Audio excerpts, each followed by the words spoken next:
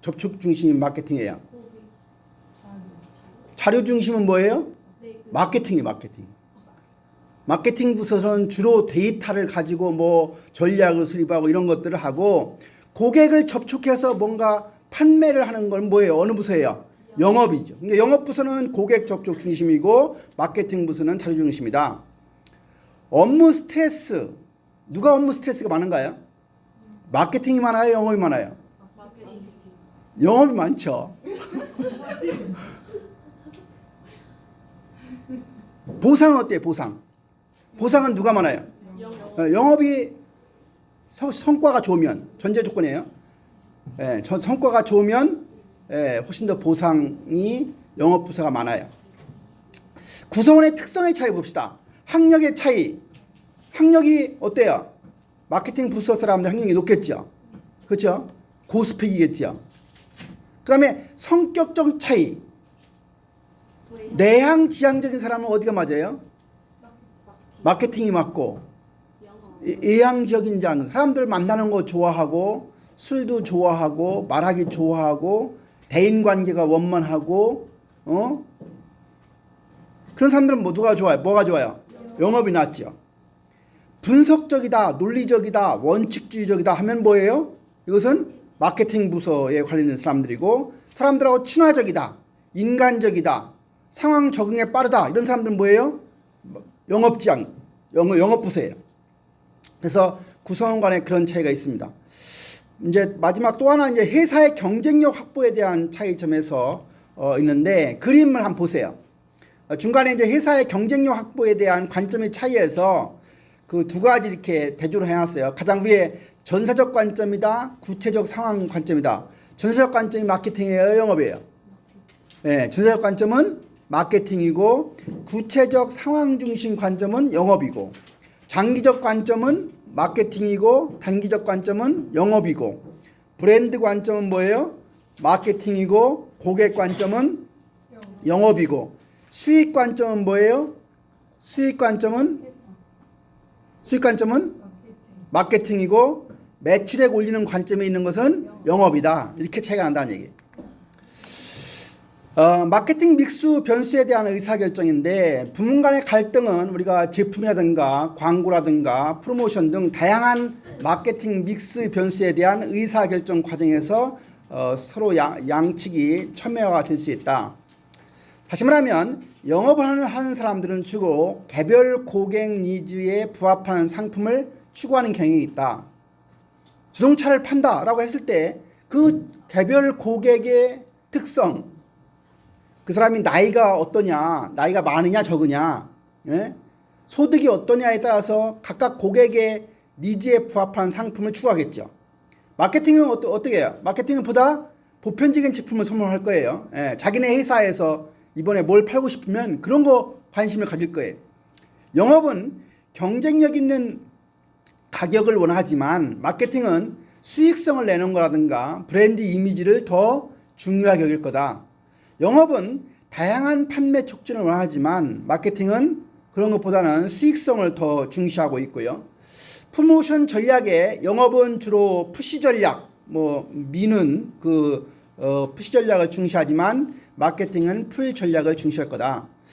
영업 활동의 방향과 관련해서 보면, 브랜드 이미지와 수익성을 중시하는 것은 아까 이것으로 마케팅이라고 했어요. 반면에 단기적 실적을 우선시하는 것은 영업이라고 그랬고요. 브랜드 이미지에 부합하지 않는 활동을 전개하는 영업에 대한 마케팅은 항상 불만을 갖는 경우가 많다. 또한 성장 가능성이 높은 제품이 아닌 할당을 채우기에 적합한 제품에 주력하는 부서는 주로 영업이 그런 생각을 하고 있기 때문에, 그런 거에 대해서 마케팅은 불만을 가질 수가 있다. 상대방의 역할 관점에서 보면 마케팅이 경쟁력의 원천이고, 영업은 그러한 전략을 성실히 이행하여야 한다고 생각하지만, 영업은 자신들이 회사를 책임지고 있고 마케팅은 영업을 잘 지원하지 못해준다라고 생각하는 경향이 많다. 마케팅은 자신들이 더 처우를 잘 받아야 하는데, 자기들이 학력도 높고 스펙도 높고 전체적으로 전반적으로 그런 것들을 계획하니까 그런 생각을 하고 있지만, 실제로는 그렇게 하지 않는다. 실제로 판로한테 더 준다. 영업에게 잠재 고객의 리스트를 주었으면 누가 주는 거예요? 마케팅 부서에서 어떤 잠재 고객 리스트를 주면 영업 부서에서 그런 걸 잘 활용해야 되는데 어떻다는 얘기예요? 활용을 영업 부서에서 못하고 있다라고 생각하는 것이고, 영업 부서는 반대로 어떻게 생각할까요?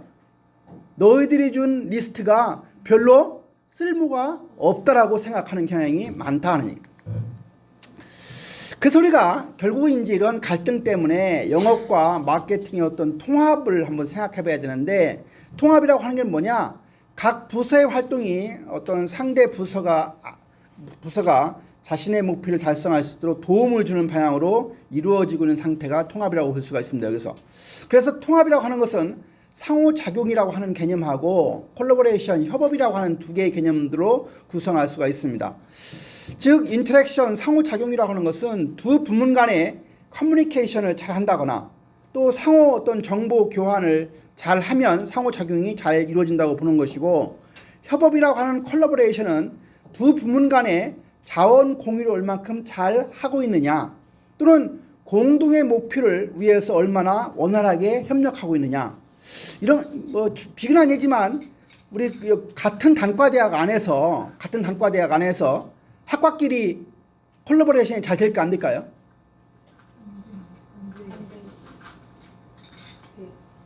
전혀 다른 저 대전에 있는 다른 의료 무슨 단과대학에 소속되는 학과하고는 뭐가 없어요? 서로 교류가 없는 건 물론이거니와 신입생을 뽑는 데 있어서도 어때요? 어떻게 했어요? 전혀 관련이 없죠. 대상이 다르기 때문에. 그러나 같은 단과대학 안에서는 신입생을 뽑는 거, 유치하는 것만도 서로 뭐예요? 서로 중복되는 부분이 있는 거죠. 얘가 일로 오거나 절로 오거나 유사한 관련성이 있다고 하면 서로 그것들이 오히려 학과가 비슷하기 때문에 오히려 뭐예요? 갈등이 더 첨예화될 수 있는 것이고, 그러면 결국은 이제 갈등이 많아진다고 하면 단과대학 전체의 어떤 아까 KPI라고 하는 걸 정할 때 일정 부분을 함께 주면, 모든 교수나 학과한테 동일하게 주면 서로 어떤 그런 갈등이 줄어들 수 있겠죠. 이해가나요? 네. 그래서 우리가 어떤 공동의 목표를 잘 설정하게 되면 그것이 서로 협력할 수 있는, 콜라보레이션 할 수 있는 여지를 주는 것이다. 이 표 보이나요? 몇 페이지 나와 있는 표죠? 이 표에 지금 20개 항목이 있는데, 20개 항목에 대해서 영업과 마케팅의 통합 수준, 영업과 마케팅이 자기네 회사에서 얼마큼 잘 통합되어 있느냐를 갖다가 점수를 주는 거예요. 첫 번째 항목이 뭐예요? 읽어보세요. 시작. 회사의 실제 판매액은 판매 예측과 대체로 일치하지 않다. 그러니까 1점부터 5점 사이를 주는데, 만약 완전히 일치한다고 하면 5점을 주고 완전히 일치하지 않으면 1점을 주는 거예요. 이런 식으로 우리가 여기 나와 있는 20개의 항목에 대해서 각각 자기네 회사가 현재 어떤 상황에 있는지를 갖다가 점수를 줘서 그거를 다 더해서 185페이지 보세요. 밑에 가면 어떻게 되어 있어요? 20점부터 39점이 되면 통합의 정도가 아주 낮은 회사의 경우에 해당이 되고, 만약 점수가 80점부터 100점 사이에 있다고 하면 통합의 정도가 아주 높은 회사에 해당이 된다. 그러니까 영업과 마케팅의 통합 수준이 잘 되어 있다는 얘기는 좋은 거 나쁜 거예요.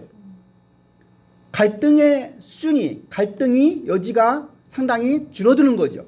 뭐 좋다 나쁘다를 떠나서 어떤 경우는 일단 어느 정도는 영업과 마케팅이 서로 뭐랄까요? 조금씩 경쟁 구도로 가는 게 좋을 수도 있는 거죠.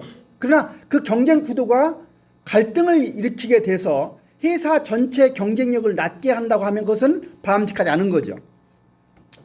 결국은 이제 우리가 영업과 마케팅의 어떤 갈등을 통합해야 되겠는데, 통합할 수 있는 방안은 다음과 같다. 그래서 거기 이 도표에서 보는 것처럼 왼쪽에는 커뮤니케이션을 활성화해서 우리가 통합할 수 있는 방안이고, 오른쪽에 나와 있는 것은 어떤 조직 구조를 잘 정비해서 적합한 조직 구조를 구축해서 그러한 갈등의 문제를 해결하는 것입니다. 하나하나 보도록 하겠습니다.